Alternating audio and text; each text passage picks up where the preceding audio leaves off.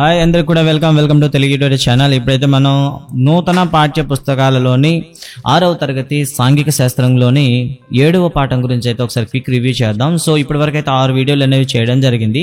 So మీరు కానీ miss అయినట్లయితే కింద డిస్క్రిప్షన్లో వాటికి సంబంధించి లింక్లు అయితే ప్రొవైడ్ చేశాను, వాటిని చూడండి. అండ్ మా యొక్క ఎగ్జామ్స్ కానివ్వండి, వీడియో లెసన్స్ కానీ మీరు మిస్ కాకుండా ఉండాలంటే కింద డిస్క్రిప్షన్లో ఉండేటటువంటి టెలిగ్రామ్లో జాయిన్ అవ్వండి. అదేవిధంగా మా ఛానల్ సబ్స్క్రైబ్ చేసుకోండి.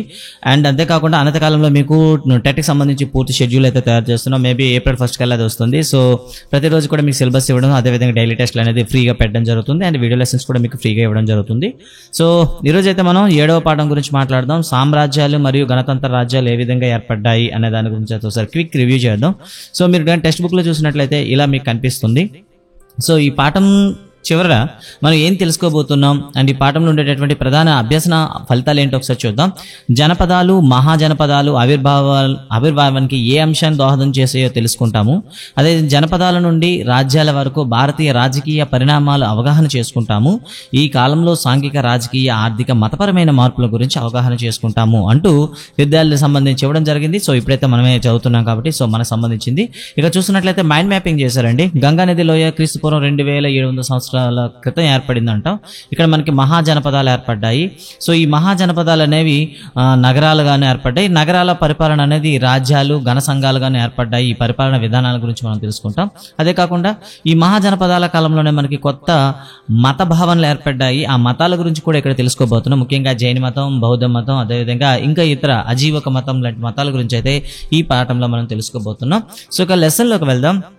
సో ఈరోజు అయితే మనం రీసెంట్గా ఎన్నికలు అనేవి జరిగాయి. అంటే మన నాయకుల్ని మనం ఎన్నికల ద్వారా ఎన్నుకోవడం అనేది ఈ కాలంలో సర్వసాధారణం. అయితే భారతదేశంలో పెద్ద రాజ్యాలను పరిపాలించిన రాజులు, చక్రవర్తుల గురించి మనం చాలా వింటాం. అశోకుడు గురించి, అదేవిధంగా చాలా రాజుల గురించి వినే ఉంటాం. వారు గతంలో ఎలా పాలకులు అయ్యారు అండ్ ఏ విధంగా పరిపాలించారు అనే విషయాలని, అదేవిధంగా చరిత్రలో అవి ఎలా చరిత్రలకు మనకు తెలిసి వచ్చాయి అనే అంశాల గురించి అయితే ఇక్కడ మనం డిస్కస్ చేయబోతున్నాం అనుకుంటున్నాం. సో స్టార్టింగ్లో ఇవి చేద్దామంటే ఒక పాఠం ఇచ్చాడండి. భారతదేశ పటంలో గంగా, యమున నదులు ఏ మైదానాలు గుండా ప్రవహిస్తున్నాయో గుర్తించండి. భారతదేశ పటంలో నవీన నగరాలైన ఢిల్లీ, అలహాబాద్, వారణాసి, లక్నో పట్టణాలు గుర్తించండి. ఈ ప్రాంతం మీ గ్రామాలను పోలి ఉందా? కారణాలు చెప్పండి అంటూ కొన్ని ప్రశ్నలు అనేవి విద్యార్థులకు ఇవ్వడం జరిగింది. సో ఇక్కడైతే మనకి ఎగ్జామ్ పాయింట్ ఆఫ్ వ్యూలో సో ఏది ఇంపార్టెంట్ అనేది ఒకసారి చూద్దాం ఇక్కడ. అండ్ ఇక్కడైతే నెంబర్ ఆఫ్ క్వశ్చన్స్ జనరేట్ అయ్యడానికి అవకాశం ఉంది. అండ్ టెక్స్ట్ బుక్లో అయితే చిన్న ప్రింటింగ్ మిస్టేక్స్ కూడా ఉన్నాయి. వాటిని కూడా మీకు హైలైట్ చేసి చూపిస్తాను ఇక్కడ. హిమాలయాలు మరియు దక్కన్ పీఠభూమికి మధ్య గంగా, యమున నదులు అయితే ఉన్నాయి. మనకు అందరూ తెలిసిందే. భారతదేశంలో అటు హిమాలయాలకి, ఇటు దక్కన్ పీఠభూమి మధ్యలో గంగా నది ఉంది, యమున నది ఉంది, ఇంకా చాలా జీవనదులు అయితే ఉన్నాయి. దీన్ని గంగా నది లోయ అంటాము. సో ఈ మైదానంలో చాలా వర్షపాతం ఎక్కువ అవుతుంది, అందుకే ఇది చాలా సారవంతమైనది. అంతేకాకుండా హిమాలయాల నుండి ఒండ్రుమట్టిని తెచ్చే నదులు ఇక్కడ నదులుగా ఉండడం వల్ల ఏడాది పొడవునా ఇక్కడ ప్రవహిస్తుంటాయి. ప్రారంభంలో వివిధ తెగలు ప్రజలు తమకు అనుకూలమైన ప్రాంతంలో వ్యవసాయం చేయడానికి ఈ ప్రాంతాల్లో స్థిర నివాసం ఏర్పరచుకున్నారు. ఈ తెగల్లో ముఖ్యమైనవి అంటే ఇక్కడ ప్రశ్న ఏంటంటే గంగా నది లోయ ప్రాంతంలో ఏర్పడిన తెగలేవి అని ప్రశ్న వస్తే శాక్య, లిచ్చవి, మల్ల, వైదేహి మొదలైన తెగలు. ఈ తెగలనే సంస్కృతంలో ఏం పిలిచేవారంటే జన అని పిలిచేవారనమాట. తెగ అంటే దాదాపుగా కొన్నిసార్లు 100 నుండి 200 మంది ఉండొచ్చు, కొన్నిసార్లు 100 నుండి 2000 మధ్య ఉండొచ్చు, కొన్నిసార్లు 2000 నుండి 5000 వరకు ఉండొచ్చు. ఇలా ఒక ప్రాంతం నుండి ఇంతకుముందే మనం చెప్పాం వలస వెళ్ళిపోతుండేవారు.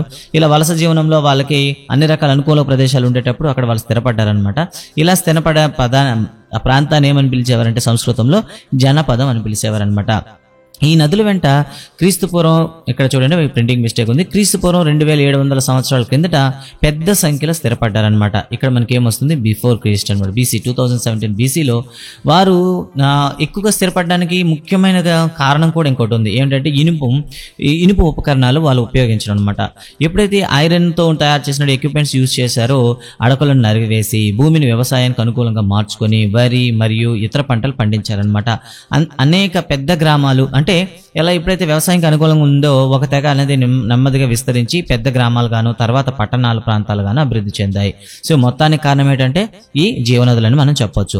బహుశా ఆ ప్రాంతాల్లోనే వేర్వేరు తెగలకు చెందిన చాలా మంది వ్యక్తులు స్థిర నివాసం కూడా ఏర్పరచుకొని ఉండవచ్చు అంటూ కూడా మనకు ఒక మాట అయితే చెప్పడం జరిగింది. గంగా మైదానంలో ఇనుము యొక్క విస్తృతమైన ఉపయోగం పెద్ద ప్రాదేశిక ప్రాంతాలు ఏర్పడడానికి పరిస్థితులను సృష్టించింది. ఇప్పుడే మనం మాట్లాడుకున్నాం.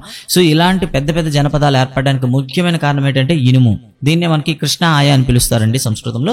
కృష్ణ ఆయ యొక్క వినియోగం వల్ల ఒక్కసారిగా ఏమైందంటే ప్రజలు స్థిరపడడానికి ఏర్పడ్డారు. అంతేకాకుండా పెద్ద పెద్ద గ్రామాలు మరి పట్టణాలు కూడా సమూహాలుగా ఏర్పడడం జరిగింది.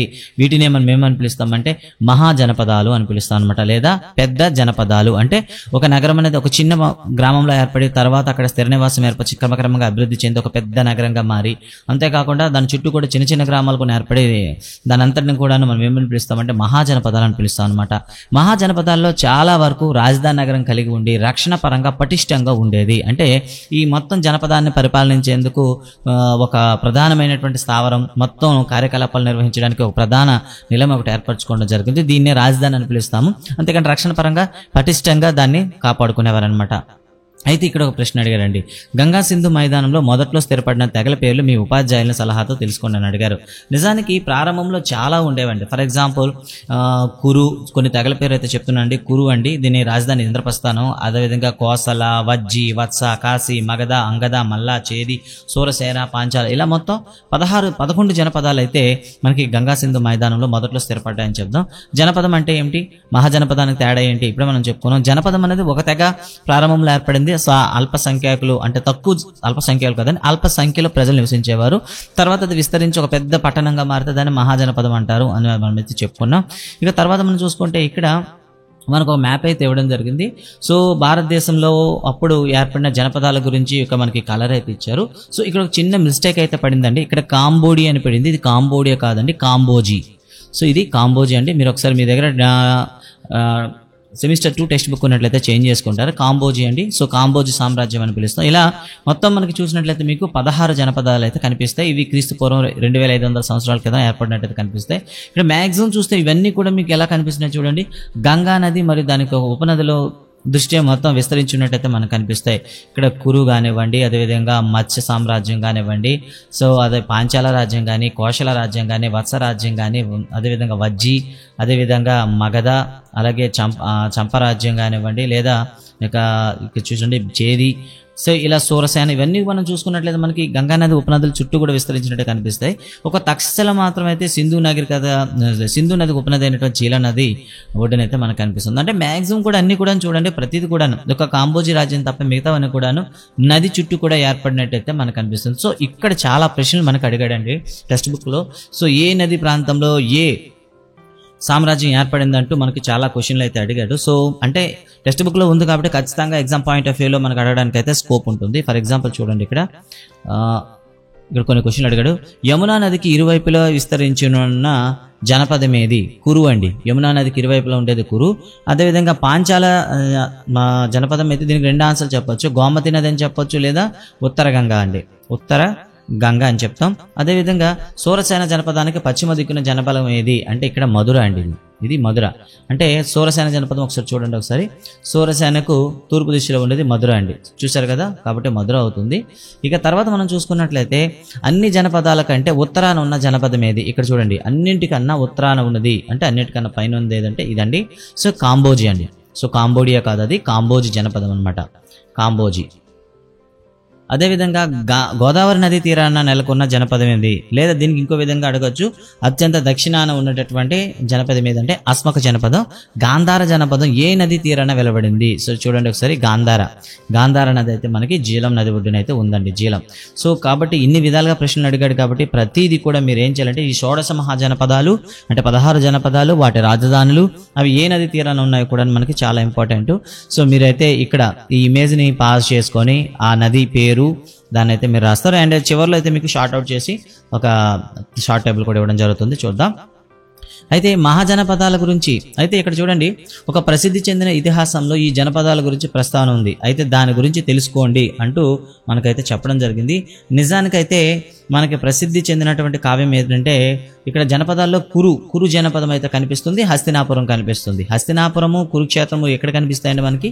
మహాభారతంలో. సో మహాభారతంలో ఈ 16 జనపదాల గురించి అయితే చెప్పడం జరిగింది, దాని గురించి తెలుసుకోండి అంటూ ఇవ్వడం జరిగింది.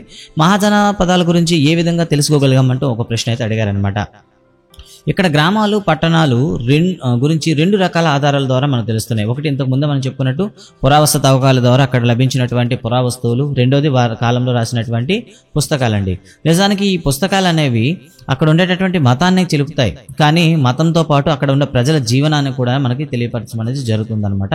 ఇప్పుడైతే మనం చెప్పుకున్న హస్తినాపురం కానీ, ఆత్రంజి, ఖేరా కానీ, కోశాంబి, అదే పాటలీపుత్రం మొదలైనవి ముఖ్యమైన పురాతత్వ అన్వేషణలు జరిగాయి. ఇక్కడే వచ్చినటువంటి తవ్వకాల ఆధారంగా మరి చరిత్రను అయితే విశ్లేషణ చేశారు. ఈ కాలానికి చెందిన పుస్తకాలు చాలా వరకు మత సంబంధమైనవి. అవి మత సంబంధమైనప్పుడు కూడాను ఆనాటి ప్రజలు, పట్టణాలు, గ్రామాలు, పాలకులు మరియు రాజుల గురించి అయితే మనకు తెలుస్తున్నాయన్నమాట. కొన్ని పుస్తకాలు సుదూర ప్రాంతాలనే గ్రీకు వారు కూడా రచించబడిన పుస్తకాలు అయితే మనకు తెలుస్తుంది. ఇక మనం చూసుకుంటే ఉపనిషత్తులు కానీ, ధర్మసూత్రాలు కానీ, దిగానికాయ కానీ, మధ్యమ నికాయ కానీ, హెరోడోటస్ చరిత్ర కానీ, ఇవన్నింటిలో కూడా మన భారతదేశ సంస్కృతి గురించి చెప్పడం అయితే జరిగిందనమాట. ఇక ఉపనిషత్తు అంటే ఏమిటి? ఉపనిషత్తు అనే సంస్కృత పదానికి అర్థం గురువుగారి పాదాల వద్ద కూర్చోవడం అని అర్థం వస్తుంది. దీనికి మనకి ఏమైతే ఇచ్చారంటే ఇక్కడ వచ్చి చేరువుగా కూర్చోవడం అనే అర్థం ఇచ్చారనమాట. ఉపనిషత్తు అంటే అర్థం ఏంటంటే వచ్చి దగ్గరగా కూర్చోవడం లేదా చేరువుగా కూర్చోవడం అనమాట. సో అంతేకాకుండా ఇది నిజానికి ఎలా ఉంటాయంటే ఉపనిషత్తులన్నీ కూడాను ఉపాధ్యాయునికి విద్యార్థి అంటే గురు శిష్యుల మధ్యన సంబంధాలు అనమాట. అంతేకాకుండా ఈ గురు శిష్యుల మధ్య సంబంధం దేనికోసం ఉండేదంటే మరణం తర్వాత మనం ఎక్కడికి వెళ్తాము అనే ప్రశ్నలకు సమాధానం ఇచ్చేదే ఈ ఉపనిషత్తులు అని చెప్తాను అనమాట. ఈ ఉపనిషత్తుల గురించి ఇక్కడైతే చిన్న డిస్క్రిప్షన్ ఇచ్చారు. ఇక్కడ మహాజనపదాల గురించి మాట్లాడుకుందాం ఇక్కడ. సో మహాజనపదాల్లో చూసుకుంటే ఆనాటి పుస్తకాలను చదివితే వ్యవసాయం చేసే భూ యజమానులను గహపతి లేదా గృహపతి అని పిలిచేవారు. చూడండి, భూ యజమానులండి. భూ యజమానులే మనం ఏమని పిలుస్తాం? గహపతి లేదా గృహపతి అని పిలిచేవారు. వారు కుటుంబ సభ్యులతో పాటు వ్యవసాయ క్షేత్రాలకు వెళ్ళేవారు. అంతేకాకుండా యుద్ధంలో దొరికిపోయినటువంటి బందీలైన రైతులు వాళ్ళు ఆ కాలంలో అమ్ముడుపోయేవారు అనమాట. వాళ్ళని ఏమని పిలిచారు? దస్యులు లేదా దాసులు లేదా బానిసలు అని పిలిచారు అనమాట. దస్యులు, దాసులు, బానిస ఏదైనా ఒకటేనండి. అంతేకాకుండా కూలి చేసేటటువంటి పని వాళ్ళు కూడా ఆ రోజుల్లో ఉండరు ఇప్పుడులాగే. కాకపోతే అప్పుడు వాళ్ళని ఏమని పిలిచేవారంటే బర్తుక అని పిలిచేవారు. కూలి కోసం వచ్చేటటువంటి కూలీలను అంటే పొలం పనులు చేసే వాళ్ళని బర్తుక అని పిలిచేవారు. కొంతమంది ధనవంతులైన గహపతులు ఎక్కువ భూమిని అదేవిధంగా ఎక్కువ బానిసల్ని కలిగి ఉండేవారు అనమాట. ఈ కాలంలో వ్యవసాయం 2 ప్రధాన మార్పులు చోటు చేసుకున్నాయి. ఏంటంటే ఇంతకు ముందే మనం ఇనుమని చెప్పుకున్నాం. అందులో మొదటిది ఇనుప నాగలి వినియోగించడం వల్ల సో దున్నడం అనేది చాలా తేలికైంది. అంతేకాకుండా వరి నారు పోసే ఒక పద్ధతి కూడాను వాళ్ళకి కొత్తగా కనుగొన్నారు. దీనివల్ల ఏమైందంటే పంటల ఉత్పత్తి విపరీతంగా పెరిగింది. ఇంతకుముందు అయితే ధాన్యం వేసేసి అంటే విత్తనాలు వేసేసి వచ్చే పంటని చూస్తే చాలా దిగుబడి తక్కువగా ఉంటుంది. ఎందుకంటే వరి దగ్గర ఉంటే వాటి యొక్క దిగుబడి తగ్గిపోతుంది. దీనికి వరి నారు పోసే విధానం వీళ్ళు నేర్చుకున్నారు. అంటే దూరంగా నాట్లు వేయడం నేర్చుకున్న తర్వాత వ్యవసాయ ఉత్పత్తి అనేది గణనీయంగా పెరిగింది. వ్యవసాయ ఉత్పత్తి పెరగడంతో అభివృద్ధి చెందిన సాగునీటి సౌకర్యాలు కూడాను ఒక విధంగా కారణమేమవచ్చు. వాళ్ళు అలా నెమ్మదిగా ఏమైందంటే నాగరికత వైపు ముందుకొచ్చారు, ఆర్థికంగా స్థిరపడారని చెప్తాం అనమాట. ఇక వృత్తుల గురించి మాట్లాడుకుంటే ఈ ప్రాంతాల్లో ఉండేటటువంటి ఏ భాషలో పిలుస్తారంటూ మనకు కొన్ని క్వశ్చన్లు అడిగాడండి. బట్టలు లేదా దుప్పట్లు నేసేవాడిని సాలివాడు అంటారు. గొర్రెలు మేసేవాడిని గొర్రెల కాపరి, ఇనుప వస్తువులు తయారు చేసేవాడిని కమ్మరి, కుండలు తయారు చేసేవాడిని కుమ్మరి. మనకి ఇలాగైతే కొన్ని పదాలు అయితే ఉన్నాయి కదా. ఆ రోజుల్లో కూడాను సాధారణంగా అత్యధిక భూమి ఉన్న వ్యక్తి గ్రామ పెద్ద అవుతాడనమాట. అతడే గ్రామానికి నాయకుడు.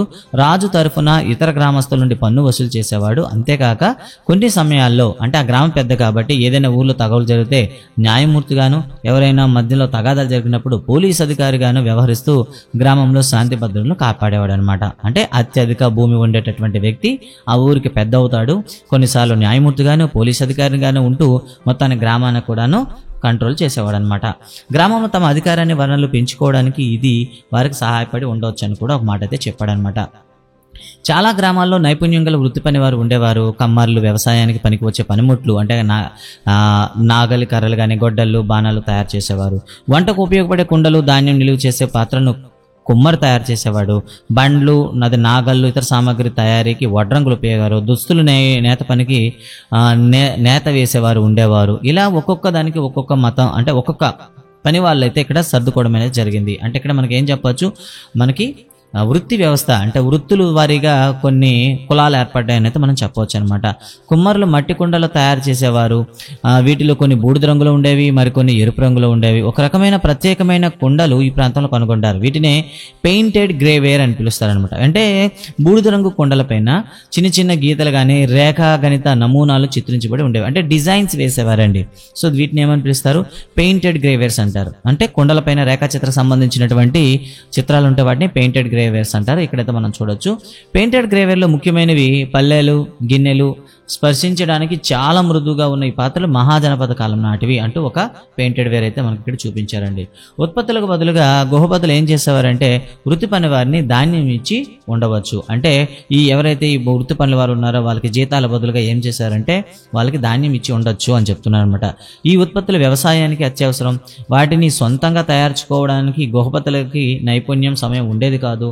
వ్యవసాయంలో మిగులు మరియు నైపుణ్యం గల వృత్తి వారిచే చేయబడిన వస్తువులను వాణిజ్యానికి మరియు మార్పిడి కేంద్రాల ఆవిర్భావానికి దారితీశాయని చెప్తారనమాట. అంటే ఈ ఉత్పత్తి చేసినటువంటి వస్తువులు అనేవి తర్వాత వ్యాపారానికి మరియు మార్పిడి కేంద్రాలు అంటే ఫర్ ఎగ్జాంపుల్ నాగల్ అనేవి ఒక గుహపతికి 10 కావాలనుకోండి, 10 చేశాడు. ఆ తర్వాత తన ఐడియల్గా ఉండకుండా మరో 10 చేశాడు అనుకోండి. ఈ 10 ఏం చేస్తాడు? అంగట్లో తెచ్చి పెట్టేవాడు. ఎవరికైనా కావాలంటే అది తీసుకొని తనకు కావాల్సిన ధాన్యాన్ని ఇచ్చేవారు. ఈ విధంగా వ్యాపార నిమిత్తంగా వస్తువులు వాణిజ్యానికి దారితీశాయి. అంతేకాకుండా మార్పిడి కేంద్రాల ఆవిర్భావానికి కూడాను దారితీశాయని ఒక మాట అయితే చెప్పాడనమాట. ఇక తర్వాత చూసుకుంటే సంబంధం గురించి వివరించడానికి పిల్లలకు సంబంధించి అడిగిన ప్రశ్న. ఇక మహాజనపదాల్లో చూసినట్లే 7.1 అంటే ఇంతకుముందు మనం ఇండియా మ్యాప్ చూసినాం కదా లేదండి, అక్కడ ఎటువంటి ప్రజలు నివసిస్తారు? ప్రజల్లో ఇప్పటి వలె తమ జీవనానికి ఇతరుల కోసం కష్టపడి పనిచేసే శ్రామిక పేదలు ఎక్కువగా ఉంటారు. అంటే ఇక్కడ ఒక చిన్న స్టేట్మెంట్ ఇచ్చారండి. ఇప్పటిలాగే మనం పట్టణాల్లో ఏ విధంగా అయితే ప్రజలు నివసిస్తుంటే వాళ్ళ కోసం కష్టపడే ప్రజలు అనేవాళ్ళు ఎక్కడ ఉంటారు? శ్రామిక పేదలు ఉంటారు. అంటే ఇప్పుడు మనం వ్యవసాయం చేసేవారు కావచ్చు, పరిశ్రమలో పనిచేసేవారు కావచ్చు. వారిలో కొంతమంది ఎవరు ఉంటారండి? బానిసలు కూడా ఉంటారనమాట. బానిస సేవకులు అనమాట. మిగతా వారు వస్తువులు తయారు చేసి అమ్మే వృత్తి పనివారు. అంటే వీరిని ఏమంటారు? వ్యాపారస్తులు అంటాం. ఈ వృత్తి పనివారు ఏం తయారు చేసేవారు? ఇప్పుడే మనం చెప్పుకున్నాం చాలా రకాల వస్తువులు అయితే ఏంటంటే అందమైన కుండలు చేసేవారు, చక్కని వస్త్రాలు చేసేవారు. వీటిని మహాజనపదాల్లోనే ధనవంతులకు అమ్మేవారు. వాళ్ళు బంగారం, వెండి ఆభరణాలు కూడా తయారు చేసేవారు. పురావస్తు తవ్వకాలు వారు చేసిన ఇనుము, రాగి, ఇతర వంటి లోహాలతో చేసిన కొన్ని పాత్రలు, పరికరాలు కూడా బయలుపడ్డాయి అని చెప్పారనమాట.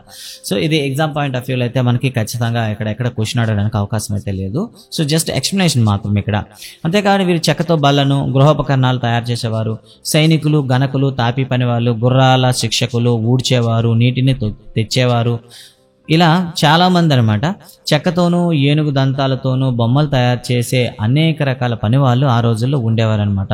వీళ్ళు తయారు చేసిన వస్తువులు కొన్ని మాత్రమే తవ్వకాల్లో భయపడ్డాయి. పుస్తకాల ద్వారా వారి గురించి మరింత తెలుసుకోవచ్చు అంటూ ఒక చిన్న ఎక్స్ప్లెనేషన్ అయితే ఇచ్చాడండి. ఇక వృత్తి పనివారు ఉత్పత్తి చేసే వస్తువులను కొన్ని గుహపతులకు, వాటిలో ఎక్కువ లాభానికి అమ్మే వ్యాపారస్తులు కూడా ఉండేవారు. అంటే వృత్తి పనివారి దగ్గర తీసుకొని దాన్ని గుహపతులకు అమ్మేటటువంటి మధ్యవర్తులుగా ఈ వ్యాపారస్తులు కూడా కొంతమంది ఉండేవారు. అంతేకాకుండా వివిధ దేశాల్లో ప్రత్యేకంగా లభించే వస్తువులను తీసుకొచ్చి ఆయా జనపదాల్లో అమ్మేవారు. అంటే మనం దీన్ని ఏమంటామంటే ఇంటర్నేషనల్ ట్రేడింగ్ అంటాం. ఓకేనా? ఒక జనపదానికి ఇంకో జనపదానికి మధ్యగా ఈ వ్యాపారం అనేది జరిగేవారు. ఈ వ్యాపార నిమిత్తం పరివారంతో పాటు ఎద్దులు, గాడిదలు, ఒంటెలతో వారాలు, నెలల పాటు నదులు, మైదానాలు, కొండలు, మహాఎడారిలో సైతం ప్రయాణించేవారు. వాళ్లకు వచ్చిన అపార లాభాలతో పెద్ద పెద్ద భవంతుల్లో డజన్ల కొద్ది సేవకులతో, బానిసలతో పని చేయించుకుంటూ విలాసవంతమైన జీవనం గడిపేవారు. ఎవరండి? వ్యాపారస్తులండి. అంటే ఒక జనపదంలో లేని వస్తువులు మరో జనపదంలో అమ్మి వాటి వల్ల వచ్చిన లాభాలతో పెద్ద పెద్ద భవంతులు కట్టుకుని ఉండేవారని చెప్తున్నారు. ఇక తర్వాత మనం చూసుకుంటే రాజ్యం, సైన్యము, పన్నుల వ్యవస్థ ఏ విధంగా ఉండేది? పన్నులు ఏ విధంగా ఉండేది? ఇక్కడ ఒక క్వశ్చన్, ష్యూర్గా ఒక క్వశ్చన్ వచ్చే ఏరియా అండి ఇది. చాలా మహాజనపదాల్లో రాజులు పరిపాలించేవారు. రాజులు తమ ఆజ్ఞల ద్వారా యుద్ధాల్లో సైన్యాలు నడిపేవారు. వారు ప్రజల క్షేమం పట్ల వ్యక్తిగత శ్రద్ధ తీసుకునేవారు. ఆ కాలంలో యజ్ఞాలు, జంతుపళ్ళు చాలా ప్రాధాన్యత సంతరించుకున్నాయి. ప్రజలు రాజుల ఆజ్ఞలు పాటించేటట్లు చేయడానికి, ఇతర రాజులు వారి రాజ్యంపై దండెత్తకుండా ఉండడానికి నాటి రాజులు కొంత సైన్యం ఉండేదన్నమాట. వారు రాజధాని నగరాలు నివసిస్తూ చెక్క, రాళ్ళు, ఇటుకలు, మట్టితో చుట్టూ పటిష్టమైన కోటగోడలు నిర్మించేవారు. వీటికి చాలా ఖర్చు అయ్యేది. సైనికులు వారి కుటుంబాలకు ఆధారం చూపించాలి. ఇటుకలు చేసేవారికి భవనాలు కట్టే వేల మంది స్త్రీలు, పురుషులకు కూలి ఇవ్వాలి. చూసారా? వాటి మరి డబ్బు ఎక్కడి నుండి వస్తుందో ఒకసారి చూద్దాం. ఇది మీకు చూస్తున్న ఈ కోట రక్షక గోడ అయితే మనకి కౌశాంబి నగరంలో కనిపిస్తుంది. అంటే శత్రు దండెత్తులు చేసేటప్పుడు నేరుగా రాజధానిలోకి రాకుండా ఉండడానికి చుట్టుపక్కల ఈ రక్షణ గోడ అయితే ఉండేదన్నమాట. ఇక తర్వాత చూస్తే రాజులు ప్రజల నుండి, అంటే ఈ మొత్తం నిర్వహణకి చాలా డబ్బులు అవసరం ఉండేది. మరి ఈ డబ్బు ఎక్కడి నుండి వచ్చేది అంటే రాజులు ప్రజల నుండి పన్నులు వసూలు చేసేవారు. గృహపతులు వృత్తి పనివారు మరి వ్యాపారాల నుంచి పన్నులు వసూలు చేయడానికి అధికారం ఉండేది. ఎవరైనా పన్ను చెల్లించడానికి నిరాకరిస్తే రాజు సైనికుల చేత వారిని శిక్షింపబడేవారు. శిక్షించేవాడు అనమాట. అంతేకాకుండా అధికారులు మరియు సైనికులు రాజోద్యోగులు కదా, రాజు దగ్గర పనిచేసేవారు. వారు రాజాజ్ఞకు బద్దులై సామాన్య ప్రజానీకం అంతా రాజాజ్ఞను శిరసా వహించేటట్లు చూసేవారు అనమాట.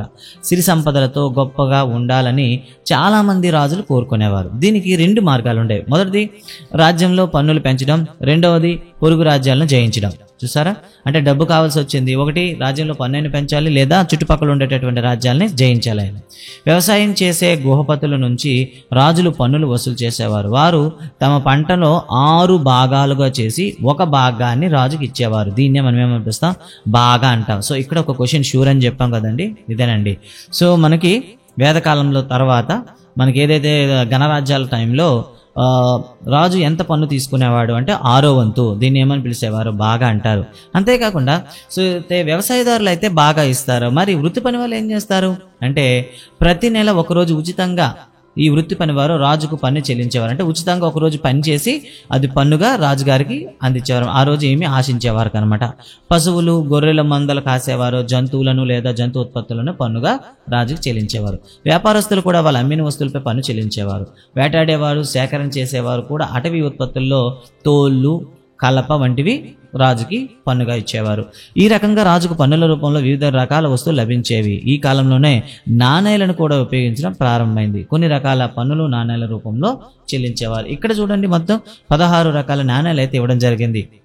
ఇది వజ్రరాజ్యం సంబంధించింది, ఇది మగధ, ఇది కాంబోజా, అంగ, కోశల, కాశీ, అష్మక, మల్ల, చేది, కురు, పర్వాస్, పాంచాల, మత్స్య, వత్స, గాంధార, అవంతి, సూరసేన. ఇలా మనకి 16 గణరాజ్యాల్లో ఉండేటటువంటి మహాజనపదాలు ఉండే నాణ్యాలు అయితే మనకి ఇక్కడ ప్రదర్శించడం అయితే జరిగిందనమాట. ఇక బాగా అంటే ఏమిటి ఇప్పుడు అయితే మనం చెప్పుకున్నాం, ఇది తర్వాత మనం చూసుకున్నట్లయితే అయితే రైతులు ఇంత పన్ను కట్టేవారు కాబట్టి వాళ్ళు కూడా రాజులు కూడా సహకారం చేసేవారు అనమాట. ఏ విధంగా అంటే రైతులు మెరుగైన సాగునీటి వసతులను, మెరుగైన వ్యవసాయ విధానాలను అనుసరించి అధిక ఉత్పత్తి సాధించడానికి రాజులు ప్రోత్సహించేవారని చరిత్రకారుల అభిప్రాయం అనమాట. ఈ విధంగా వాళ్ళకి సహాయం చేసేవారు. ఫలితంగా వచ్చిన ఎక్కువ పంట వచ్చినట్లయితే ఎక్కువగా పన్ను వస్తుంది కాబట్టి తద్వారా రాజులు పన్ను ఎక్కువగా లభిస్తుంది. అదేవిధంగా వ్యాపారస్తులు సుదూర ప్రాంతాల వారితో వ్యాపారం చేయమని ప్రోత్సహించేవారు. తమ తరఫున పన్నులు వసూలు చేయాలని గ్రామ పెద్దని రాజులు కోరేవారు. గ్రామ పెద్ద అధికారం సంపద పెరుగుదలకు ఇది సహాయపడింది ఆ రోజుల్లో. అంటే గ్రామ పెద్ద మొత్తాన్ని పన్నులు వసూలు చేయడం చేసేవాడు కాబట్టి ఏమైందంటే గ్రామ పెద్ద తరచుగా బాగా ధనికుడు కూడా అవ్వడం అనేది సంపద పెరుగుదల కూడా కారణమైంది. రాజులు నిరంతరం రాజ్య విస్తరణకు యుద్ధాలు చేసేవారు. ఈ యుద్ధాల్లో పాల్గొనే సైన్యానికి జీతాలు ఇచ్చేవారు. ఓడిన వాళ్ళ పంటలను నాశనం చేసేవారు. గ్రామ దహనాలు, లూటీలు పాల్పడేవారు. ఓడిపోయిన రాజ్యాల ప్రజలను బానిసలుగా చేసి గృహపతులు, వ్యాపారులు, అధికారులకు అమ్మేవారు. ఇది ఆ రోజుల్లో జరిగినటువంటి విధానం. ఇక చూసినట్లయితే సాంచీ ఫలకం, అంటే మనకి సాంచీ ఫలకం పై కలిగినటువంటి యుద్ధ దృశ్యం అయితే మనకి ఇక్కడ కనిపిస్తుంది. యుద్ధం చేస్తున్నట్లుగా ఇరువైపులా 2 విభిన్న సైన్యాలు ఉండేటట్లయితే మనకు ఒక శిలపైన చెక్కడం జరిగింది, చూడొచ్చు. ఇక రాజ్యాల గురించి చూసుకుంటే గణ అంటే ఏమిటి ఒకసారి చూద్దాం. గణ అనే పదానికి అర్థం ఏంటంటే సమాన హోదా ఉన్నవారు. గణ అంటే అర్థమండి సమాన హోదా ఉన్నవారు. అదేవిధంగా సంఘ అంటే శాసనసభ. అంటే పూర్వకాలంలో ఏముండేదంటే గణ సంఘాలు ఈ ఉన్నత సమూహంచే పాలించే ఒక చిన్న భౌగోళిక ప్రాంతాన్నే మనం ఏమని పిలుస్తాం, గణరాజ్యము. అంటే సమాన హోదా ఉన్న వాళ్ళు పరిపాలించే రాజ్యాన్ని లేదా ఈ సంఘము పరిపాలించే రాజ్యాన్ని మనం ఏమని పిలుస్తాం, గణరాజ్యాలు అంటారు. రాజ్యము అంటే రాజు లేదా రాణి పాలించే భూభాగం. ఒక రాజ్యంలో ఒక కుటుంబం వంశపారంపర్యంగా చాలా కాలం పాటు పాలిస్తే అది రాజవంశం అవుతుందన్నమాట. సాధారణంగా ఈ రాజ్యాలు సనాతన వైదిక సాంప్రదాయాలకు కట్టుబడి ఉంటాయి. అంటే ఏదైనా ఒక రాజును పరిపాలించేటటువంటి పాలకుడు తర్వాత తన వారసులే పరిపాలించడానికి అవకాశం ఉండేటట్లు స్థిరమైన ఆజ్ఞలు కలిగి ఉంటే దాన్ని రాజవంశ పరిపాలన లేదా రాచరికం అని పిలుస్తాము. పరిపాలించినటువంటి ఆ విస్తీర్ణ ప్రాంతాన్ని మనం రాజ్యం అని పిలుస్తాము. అయితే ఈ రాజ్యం అనేది కొన్ని సనాతన వైదిక సాంప్రదాయాలు, మన దేశ జాతి ఇంతకుముందు మత సాంప్రదాయాలకి వీటిని వాళ్ళు ఏమయ్యారు, ఫాలో అయ్యేవారు అనమాట. ఇక తర్వాత చూస్తుంటే మగధ రాజ్యం గురించి ఒకసారి చూద్దాం. మగధ రాజ్యాన్ని పరిశీలించండి. ఇది గంగా నదికి ఇరువైపులా విస్తరించి ఉందని మీరు ఆ మ్యాప్లో చూడొచ్చు. నదులు భూములు సారవంతంగా చేస్తాయి కాబట్టి గృహపతులు తమ భూములు సులభంగా సాగు చేసుకునేవారు. నదుల మీద సరుకు రవాణా చేసేవారు, సైనికులకు తరలించేవారు. మగధలోని కొంత ప్రాంతం అడవులు ఉన్నాయి. ఈ అడవుల నుంచి ఏనుగులు పట్టుకుని యుద్ధాల్లో పోరాడడానికి వాటిని శిక్షణ ఇచ్చేవారు. అడవుల నుంచి లభించే కలపతో కోటలు, రాజభవనాలు, రథాలు నిర్మించడానికి ఉపయోగించేవారు. మగధ రాజ్యంలోని దక్షిణ ప్రాంతంలో ఇనుప ఖనిజ నిక్షేపాలు ఉండేవి. వాటిని ఉపయోగించి ఆయుధాలు ఆయుధాలు తయారు చేసేవారు. వీటన్నింటి కారణంగా మగధ రాజ్యం బలమైన రాజ్యంగా ఎదిరింది. మొదట రాజు ఎవరంటే బింబిసారుడు అండి. మగధ రాజ్యానికి మొదటి రాజు బింబిసారుడు, తర్వాత అతని కుమారుడు అయితే అజాతశత్రువు అండి. వీళ్ళు మగధను బలమైన రాజ్యంగా తీర్చిదిద్దడం జరిగింది. తర్వాత మహాపద్మనందుడు మరొక బలమైన రాజు. ఈ రాజులందరూ తమ సైన్యంతో ఇతర రాజ్యాలను జయించేవారు. దాని ఫలితంగా మహాపద్మనందుని కాలంలో రాజ్యం వాయువ్యంగా నుండి ఒడిశా వరకు విస్తరించింది. మగధ మాదిరిగా అన్ని మహాజనపదాల రాజుల్లో పాలనలో లేవని సంగతి గుర్తుంచుకోవాలి. ఎందుకంటే వీళ్ళు అభివృద్ధి చెంది రాజ్యాన్ని ఎక్స్టెన్షన్ చేశారు, విస్తరింపజేశారు. మిగతా జనపదాలను కూడాను అలా వాటి ఉన్న స్థాయిలోనే నిలబడ్డాయని మనం చెప్పవచ్చు అనమాట. కొన్ని ప్రాంతాల్లో కొంతమంది రాజులు సాధారణ ప్రజల మీద ఆధారపడేవారు. తమ రాజ్యక్షేమం కోసం సాంప్రదాయాలను పాటించేవారు, పండుగలు నిర్వహించేవారు. అంటే చిన్న చిన్న జనపదాలు అని చెప్పొచ్చు, మహాజనపదాలు అయినప్పుడు కూడాను ప్రజలందరూ కూడాను అభిప్రాయం ఇచ్చేవారు. ఉదాహరణకి వజ్జ చూడొచ్చు. వజ్జి అనేది ఒక గణరాజ్యం అని చెప్తాం. సో మగధ రాజ్యానికి ఉత్తరంగా గణతంత్ర ప్రభుత్వాన్ని కలిగిన ఏకైక జనపదం ఏదంటే వజ్జి జనపదం అని చెప్తాం. చూడండి, గణతంత్ర ప్రభుత్వం కలిగినటువంటి జనపదం ఏదంటే వజ్జి అండి. అంటే ఇక్కడ రాజ్యంలో ఒకే పరిపాలకుడు కాక ఒక పరిపాలక బృందం ఉండేది. కొన్ని సందర్భాల్లో వేల మంది కలిసి పాలన చేసేవారు. ఇక్కడ తమ ప్రాంతంలో ఒకరినొకరు రాజు అని పిలుచుకునేవారట. వాళ్ళ సాంప్రదాయాన్ని పాటిస్తూ అందరూ సమావేశమై అందరికి సంబంధించిన అంశాలపైన వాదోపవాదాలు చేసి తర్వాత ఒక నిర్ణయం తీసుకునేవారు. మహిళలకు, బానిసలకు, సేవలకు ఈ సమావేశాలు అవకాశం కల్పించేవారు కాదు. బుద్ధుడు, మహావీరుడు ఈ గణాలకు చెందినవారు అని చెప్తారనమాట. ప్రత్యేక బోధకులైన వీటిని అన్ని మహాజనపదాలు గౌరవించేవి. ఈ గణరాజ్యాలను జయించడానికి రాజులు ఎంతగా ప్రయత్నించినా 1500 సంవత్సరాల పాటు అవి మనగలిగాయి. ఈ గణరాజ్యం అయినప్పుడు కూడాను ఇవి 1500 సంవత్సరాల పాటు అలాగే కొనసాగించాయి అనమాట. చివరకు గుప్త రాజులైతే ఈ గణరాజ్యాలను జయించారు. వీరి గురించి అంటే గుప్త సామ్రాజ్యం గురించి తర్వాత పాఠంలో చెప్తామని ఇక్కడ వచ్చి చెప్పడం జరిగింది. ఇక్కడ చూస్తే ఒక రాజు కోట నుండి బయటకు వచ్చేటప్పుడు ఏ విధంగా ఉండేదని ఇక్కడ విశ్లేషణ ఇవ్వడం జరిగింది. అంతేకాకుండా గణరాజ్యంలో సమావేశం అయ్యేటప్పుడు ఎలా ఉంటుంది అంటే చుట్టుప్రక్కల కూడా అందరూ కూడా సమావేశమై ఒకరితో ఒకరు చర్చించుకొని వాదోపవాదాలు చేసి ఒక నిర్ణయానికి అయితే తీసుకుని వచ్చారనమాట. ఓకే, ఇక్కడ చూడండి, వజ్జి మహాజనపదంలో గణతంత్ర ప్రభుత్వానికి ప్రస్తుత గణతంత్ర రాజ్యానికి అసెంబ్లీతో పోల్చండి. అయితే అప్పట్లో కూడా గణతంత్ర ప్రభుత్వాలు ఉండేటప్పటికి అందరూ కూడా ఏకతాటిగా వచ్చి ఒక నిర్ణయం తీసుకునేవారు. ప్రస్తుత గణతంత్ర రాజ్యంలో అయితే ఒక సెంటర్ ఆఫ్ అంటే ఒక కేంద్రీకృతమైనటువంటి అధికారం అనేది ఒక ప్రత్యేక వ్యక్తికి ఇవ్వడం జరుగుతుంది. సో చివరికి అందరం చర్చించిన తర్వాత కూడాను ఆ వ్యక్తి యొక్క అభిప్రాయం మీదకే కొనసాగించడం జరుగుతుంది అనమాట. ఓకే, ఇక తర్వాత చూసుకుంటే అలెగ్జాండర్ గురించి ఒక చిన్న డిస్క్రిప్షన్ అయితే ఇచ్చారు. మాసిడోనియా పాలకుడైనటువంటి గ్రీసులో ఉండేటటువంటి మాసిడోనియా పాలకుడైనటువంటి అలెగ్జాండర్ ప్రపంచ విజేతగా మారాలని అతను ప్రపంచాన్ని జయించడానికి బయలుదేరాడు. కానీ ప్రపంచం జయించలేకపోయాడు. ఇతడు ఈజిప్టు, పశ్చిమాసియా యొక్క భాగాలను జయించి భారత ద్వీపకలను చేరుకొని బియాస్ నది తీరం వరకు వచ్చాడు. అతడు తూర్పు వైపు వెళ్లాలని భావించిన అతని సైనికులు నిరాకరించారు. వారు భయపడ్డారు. భారతదేశంలో గల పాలకులు పెద్ద సైన్యాలు, రథాలు, ఏనుగులు కలిగి ఉన్నారని వాళ్ళైతే వెనుదిరగడం అయితే జరిగిందంటే ఇక్కడ ఇవ్వడం జరిగింది.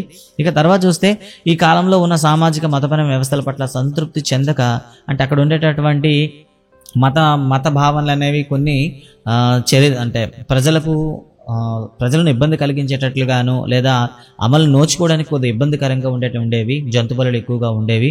సో దీన్ని సంతృప్తి చెందక నూతన ఆలోచనలు, మతాలు ఆవిర్భవించాయి. ఈ విధంగా ఆవిర్భవించిన మతాలే మహావీరుడు ప్రవచించిన జైన మతం, సిద్ధార్థుడు ప్రవచించిన బౌద్ధ మతం. వారు వేదాచారాల పట్ల సంతృప్తి చెందక వేదాల ఆధిక్యతను ప్రశ్నించారు. ఇవే కాకుండా ఆ కాలంలో లోకాయత, అజీవక అనే 2 మతాలు కూడా రావడం జరిగాయి. ఇవి కూడా వేదాల ఆధిక్యతను ప్రశ్నించాయి. రాబోయే పాఠ్యాంశాల్లో వీటి గురించి అయితే చెప్పుకుంటామంటూ మనకి కంక్లూజన్ చేశారు. సో ఇదండి మొత్తం మీద పాఠం పైన ఉండేటటువంటిది. అండ్ ఇక్కడ చూస్తే గాంధార శిల్పకళ గురించి కూడా చెప్పారనమాట. సో గాంధార శిల్పకళ కూడా ఒక లక్షణం ఏంటంటే వాస్తవికత. నిజంగా అంటే ఒక ఫర్ ఎగ్జాంపుల్ ఒక వ్యక్తి యొక్క స్టాట్యూ కన్స్ట్రక్ట్ చేయాలంటే తన ఒరిజినల్ మెజర్మెంట్స్ కానీ, హైట్ కానీ, అదే ఫేషియల్ కానీ మొత్తం కూడా ఒకేలా ఉంటాయి. వాస్తవికకు దగ్గరగా ఉంటాయి. అదే సరైన కొలతలు ఉంటాయి. సున్నితమైన పనితనం అయితే కనిపిస్తుంది. అంటే నగిషీలు కానివ్వండి, మడతలు కానివ్వండి, వస్త్రాల యొక్క మడతలు కూడా పరిస్ఫుటంగా కనిపించేటట్లు ఆ రోజులు చెక్కేవారు. ఇక్కడ మనం చూస్తే చాలా వరకు గౌతమ బుద్ధుని యొక్క చిత్రాలు మనకి గాంధార శిల్పకళలోనే కనిపిస్తాయని చెప్పారనమాట. ఇక్కడ మీకు గాంధార శిల్పకళలో ఒక బుద్ధుని చిత్రము, అదేవిధంగా గాంధార కళలో కనిపించిన ఒక యుద్ధ సైనికుడి చిత్రం అయితే ఇక్కడ ఇవ్వడం జరిగింది. సో గైస్, ఇది ఈ పాఠంలో ఉండేటటువంటి కీ పాయింట్స్ అయితే. అండ్ వీడియోని చూసారు కదా, ఎలా అనిపించింది? అండ్ మీ దగ్గర టెక్స్ట్ బుక్లు ఉంటే అండర్లైన్ చేసుకోండి. కొన్ని చిన్న కరెక్షన్స్ ఉన్నాయి, వాటిని చేయండి. అండ్ మా టెలిగ్రామ్లో ఛానల్లో జాయిన్ అవ్వండి. So thank you guys. మరొక పాఠంతో మళ్ళీ మీ ముందుకుంటాను. అంతవరకు బాయ్ బాయ్.